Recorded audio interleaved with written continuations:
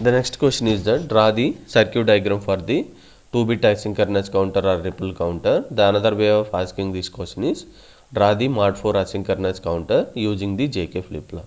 Now if you observe here, 2-bit means how many flip-flops are required? 2 flip-flops are required. It means that if you are considering the 2 flip-flop value, it is going to perform the 4 states or 4 stages, right? This is what we called as the mod 4. 1, 2, 3, 4 is called as the mod 4. Mod 4 is nothing but the number of stages or number of states. Now 2-bit means we require the 2 flip-flop. Which flip-flop we required?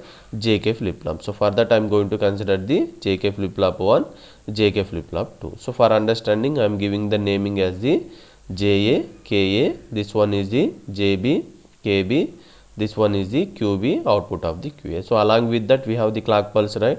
So in this case I am going to consider the negative edge. The first point to be remember is how to apply the clock pulse value, right?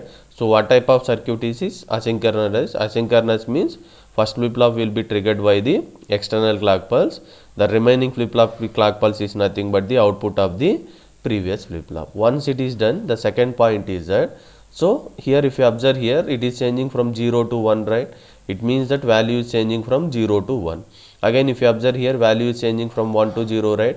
It means that if it is changing from 0 to 1 or 1 to 0, then only we are getting counting something like this 0, 1, 2, 3, 4. If it does not changes, then always your count will be 0, 0, 0, 0 only. It means that somehow number should be changes from 0 to 1 or 1 to 0, right? So in JK flip-flop, in which condition the toggle condition will occur? We know that toggle condition means changing the binary number from 0 to 1 or 1 to 0. In toggle condition, in JK flip-flop, when j equal to 1, k equal to 1, clock equal to 1, it will perform the toggle operation, right?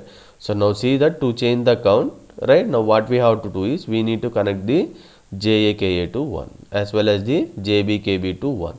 So that first point is that clock pulse should be applied in asynchronous manner to perform the or to changes the count. K should be 1. This is the JA, KA for first flip-flop. This is the JK for the second flip-flop. So these should be connected to 1.